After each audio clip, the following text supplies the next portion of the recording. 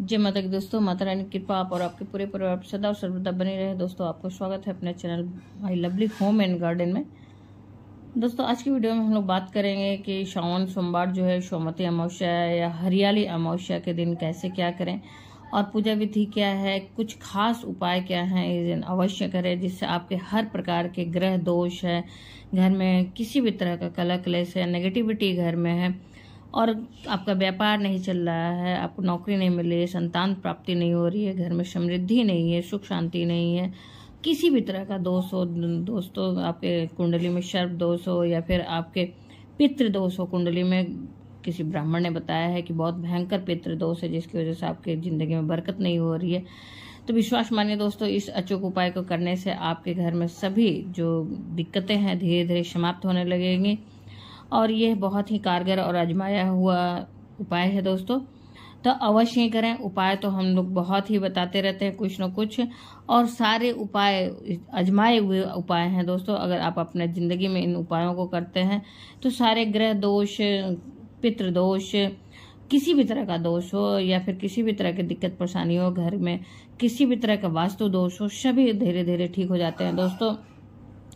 और उसके बाद दोस्तों हम लोग बात करेंगे आज के वीडियो में जो सोमवती अमावस्या की कहानी है, जो सोमवती अमावस्या की कथा है, उसके बारे में हम लोग बात करेंगे, उस कथा को सुनेंगे इस वीडियो में। तो दोस्तों, इस वीडियो की जानकारी बहुत ही महत्वपूर्ण होने वाली है, इसलिए वीडियो को अंत तक अवश्य देखें, स्किप कर करके ना देखें, नहीं तो कहीं बहुत ही महत्वपूर्ण बात जो है वो छूट सकता है दोस्तों। इसलिए पूरी वीडियो को देखें, अंत तक अवश्य ही देखें। तो दोस्तों, हम लोग बात करते हैं कि इस वीडियो की जानकारी बहुत ही महत्वपूर्ण है, लेकिन उसके पहले आपसे हम एक रिक्वेस्ट करेंगे कि आपको इस वीडियो की कोई भी जानकारी अच्छी लगे तो लाइक तो अवश्य ही करें और अपने फ्रेंड्स और फैमिली में ज़्यादा से ज़्यादा शेयर भी करें। आप मेरे चैनल पर नए हैं तो मेरे चैनल को सब्सक्राइब करें, बेल नोटिफिकेशन अवश्य ही दबाएं ताकि आने वाली जानकारी आपको समय से प्राप्त हो सके दोस्तों। फिर माता रानी के नाम का जयकारा कमेंट बॉक्स में अवश्य ही लगाएं। कोई भी प्रश्न हो या सुझाव हो तो कमेंट बॉक्स में आप अवश्य ही लिख सकते हैं दोस्तों। इसके पहले वीडियो में हमने पूजा विधि की बात की है, वहां से भी आप देख सकते हैं, उस वीडियो से पूजा विधि सोमवार की देख सकते हैं, क्योंकि उसको बात करेंगे तो लंबी हो जाएगी वीडियो।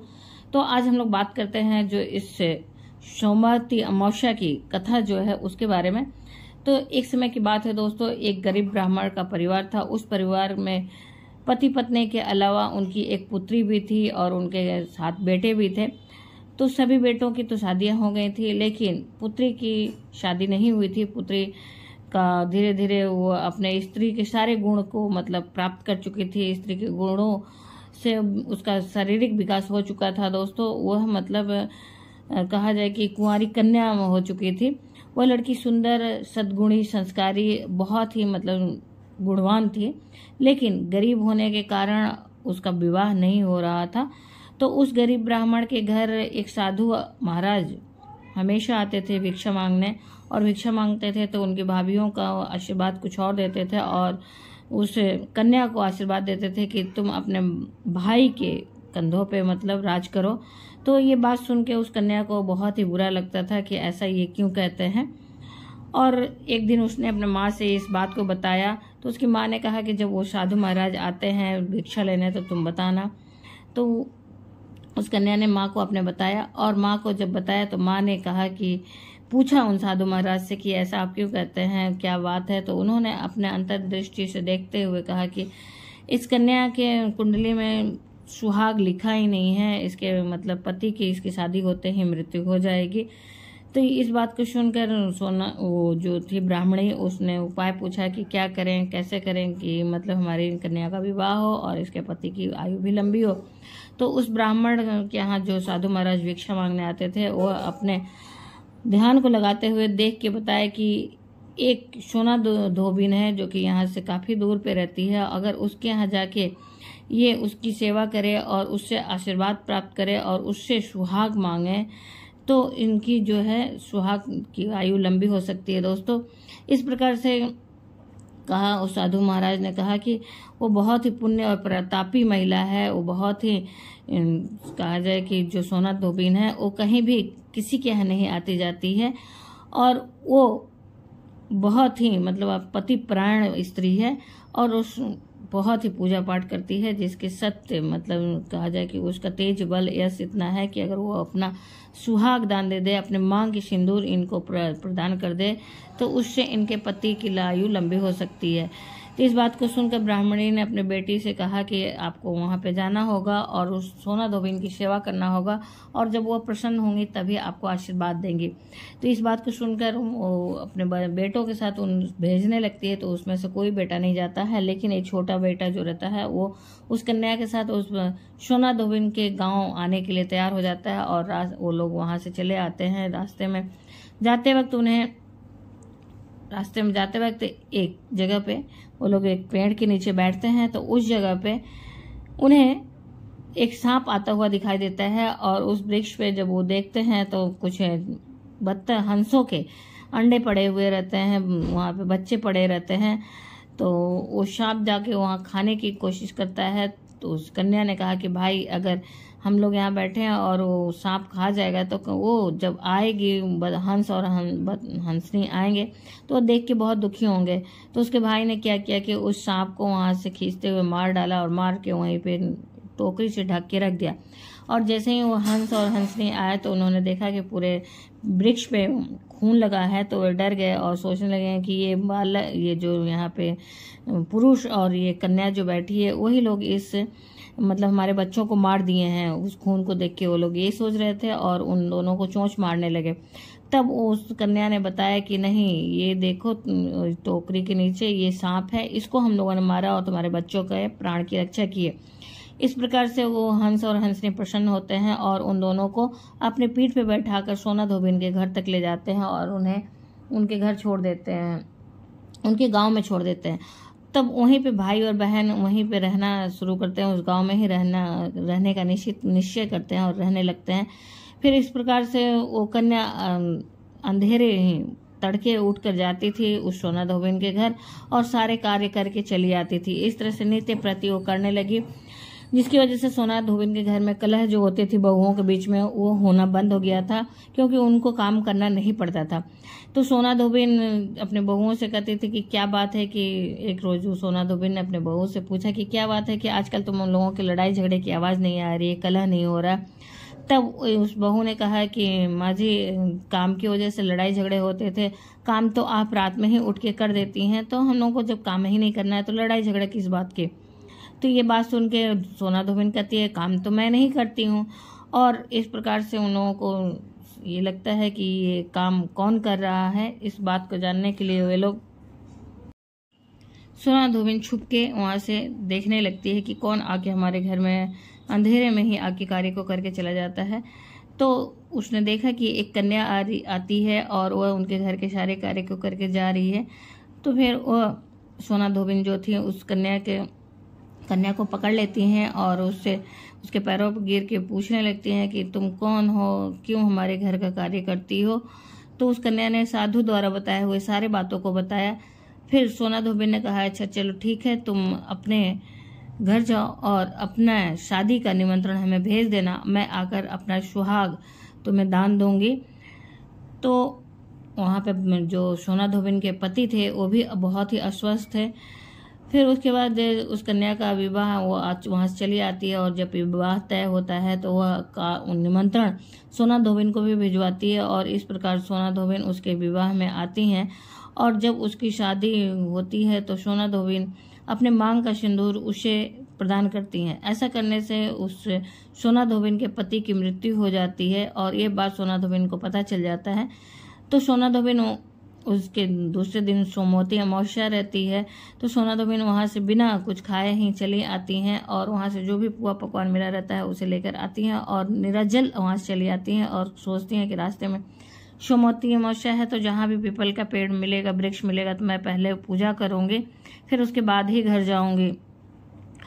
तो उस सोना धोबिन को रास्ते में पीपल का जब वृक्ष मिलता है तो वहां उन्होंने कंकड़ों से 108 कंकड़ों से फेरी दिया और फेरी देने के बाद पीपल के वृक्ष की पूजा आदि की। तो उसके बाद वहां से आके घर पे अपने जल ग्रहण किया और ऐसा करने से उनके पति की जो मृत शरीर थी उसमें प्राण आ गए। तब उस सोना धोबिन को लगा कि ये है जो सोमवती अमावस्या, जो पीपल के वृक्ष के अमावस्या का मैं फेरी देती हूँ, पूजा परिक्रमा करती हूँ, उसके प्रताप से ही मेरे पति की आयु दीर्घायु हुई है और उसी के प्रताप से हमारे घर में सब कुछ सही है। तभी से दोस्तों इस सोमवती अमावस्या और तभी से दोस्तों जो पीपल के वृक्ष की पूजा आदि किए जाने लगे सभी लोग। तभी से उस ब्राह्मण के घर के भी, उनकी बहुएं और सोना धोबिन की बहुएं भी सोमवती अमावस्या और पीपल के वृक्ष की पूजा आदि करने लगे। तभी से ये प्रथा चला आ रहा है दोस्तों। और उस पूजा को करने से, क्योंकि पीपल के वृक्ष पर साक्षात सभी देवी देवताओं, सभी पितरों और सभी ग्रहों का वास होता है, और इसी वजह से पीपल के वृक्ष की अगर यदि आप पूजा करते हैं तो सभी जो भी आपके कुंडली के दोष होते हैं, जो भी ग्रह की दिक्कत होती है या पितर नहीं प्रसन्न रहते हैं, सभी कुछ धीरे धीरे समाप्त होने लगता है दोस्तों। फिर उसके बाद दोस्तों आप हमारे डिस्प्ले पे सारी सोमवती अमावस्या के जो हैं तिथि का शुरुआत कब है, ये सब चीज़ें हैं, आप देख सकते हैं वहाँ से भी। फिर हम लोग जानते हैं दोस्तों कुछ अचूक उपायों के बारे में। तो दोस्तों समय वगैरह आप यहाँ डिस्प्ले से देख लीजिएगा और पूजा विधि आप मेरे पहले वीडियो से देख लीजिएगा। तो हम लोग आज के वीडियो में बात करेंगे कुछ खास और विशेष उपायों के बारे में। दोस्तों इस दिन सोमवती अमावस्या पीपल के वृक्ष की पूजा के साथ साथ शिव मंदिर में जाकर शिवलिंग की पूजा करने का भी विशेष महत्व है। सोमवार है तो सोमवार के दिन हम लोग ऐसे भी श्रावण के सोमवार के बहुत सारे बहनें व्रत रहेंगी, बहुत सारे लोग व्रत रहेंगे, और इस वजह से जो उपाय हैं सारे शिवलिंग से संबंधित उपाय हैं दोस्तों, शिव जी से संबंधित उपाय हैं। तो इसके लिए आपको करना क्या है कि जब आप शिव पीपल के वृक्ष की सोमवार भोर में की जाती है, थोड़े अंधेरे में ही की जाती है, तो वृक्ष की पूजा करने के बाद जब आप मंदिर आएँ तो आप मंदिर में विधि विधान से शिव जी की पूजा करेंगे, शिवलिंग की पूजा करेंगे। इसके लिए सारी सामग्री आप दोस्तों अवश्य ही ले लीजिएगा, और वो तैयारी आप पहले से भी कर सकते हैं क्योंकि कल दो पूजा रहेगा और सुबह ही जाना रहेगा। तो आप शिव जी के सारे प्रिय वस्तुओं को पहले से ही थाल में सजा सकते हैं दोस्तों। इसके लिए जब आप शिव जी के मंदिर जाएं तो वहां पे आप सर्वप्रथम संकल्प धारण करें। संकल्प धारण करके और भगवान से ये कहें, संकल्प में जिस प्रकार से कहा जाता है कि मैं किस निमित्त इस पूजा को कर रही हूँ दोस्तों, आपकी जो भी दिक्कत परेशानी है उस परेशानी को बोलते हुए भगवान के शिवलिंग के पास में उस संकल्प की सामग्री को छोड़ दें। उसके बाद ही पूजा शुरू करें दोस्तों। उसके बाद ही जलाभिषेक करें, पंचामृत अभिषेक करें। पंचामृत के सारी वस्तुओं का आप अलग अलग भी अगर समय मिलता है या स्थान मिलती है, क्योंकि सोमवार के दिन काफ़ी मंदिरों में भीड़ रहता है, तो आप कर सकते हैं। फिर उसके बाद दोस्तों भगवान के वस्त्र स्वरूपी कलावा अवश्य ही अर्पित करें और जनेऊ अर्पित करें। अगर जनेऊ नहीं है तो आप कलावा को ही जनेऊ का स्वरूप बना के आप अर्पित कर सकते हैं। और उसके बाद भगवान के श्रृंगार आदि करें। भगवान की पूजा करने के पहले आप भगवान के पूरे परिवार की भी पूजा अवश्य ही करें। और इसी प्रकार से सोमवती अमावस्या के दिन पीपल के वृक्ष की जब पूजा करेंगे तो हाँ गौरी गणेश की भी अवश्य ही पूजा करें, उसके बिना पूजा अधूरी मानी जाती है दोस्तों। इस प्रकार से वहाँ पे शंकर शिवलिंग की पूजा करें। शिवलिंग की पूजा करने के बाद आप सभी कुछ अर्पित करें और एक दीपक जला लें। एक दीपक जलाने के बाद सारी वस्तुओं को अर्पित करें। भगवान के भोग के लिए जो ले गए हैं वस्तु उसको भी अर्पित करें। उनके प्रिय जैसे हो गए बिल्व पत्र हो गए, शमी पत्र हो गए, शमी के फूल हो गए। फिर उसके बाद दोस्तों आप आंकड़े के पुष्प, मंदार के पुष्प, धतूरे के पुष्प और धतूरे के फल को आप अर्पित करें। और अक्षत, मूंग की दाल, गेहूं, बहुत सारी चीज़ें हैं जो कि 21 की मात्रा में आप अर्पित कर सकते हैं, या फिर एक मुट्ठी का भी आप लेके अर्पित कर सकते हैं। इस प्रकार से अर्पित करें। अर्पित करने के बाद भगवान का ऊपर बेलपत्र वगैरह अर्पित करें दोस्तों। और उसके बाद जो खास चीज़ है आज के दिन जो करना है आपको, एक पान के पत्ते में 2 लौंग, 2 इलायची और 1 सुपारी और 1 का सिक्का रख के भगवान के ऊपर अर्पित करें, भगवान की शिवलिंग पर अर्पित करें। और इस प्रकार से अर्पित करें कि सारी सामग्री शिवलिंग के ऊपर पड़े और पान का पत्ता जो है उसके ऊपर हो जाए। इस प्रकार से अर्पित करें और भगवान से प्रार्थना करें, क्षमा याचना मांगें और कहें कि आपके जो भी पाप कर्म है इस जन्म के, पिछले जन्म के, वो सारे समाप्त हो जाएं भगवान, और जिस निमित्त आप कर रहे हैं वो भगवान पूरा करें। फिर इस प्रकार से करने के बाद दोस्तों, और शिवलिंग से उस दिन जलाधारी का जल अवश्य ही लाएं और उस जल को अपने घर में पूरा छिड़काव करें और अपने ऊपर छिड़काव करें, अपने परिवार के सदस्यों के ऊपर छिड़काव करें। और उसके बाद दोस्तों इसका थोड़ा आप आचमन करना चाहें तो कर सकते हैं और सभी को आचमन करा सकते हैं। थोड़ा थोड़ा जल सभी लोग ग्रहण कर सकते हैं।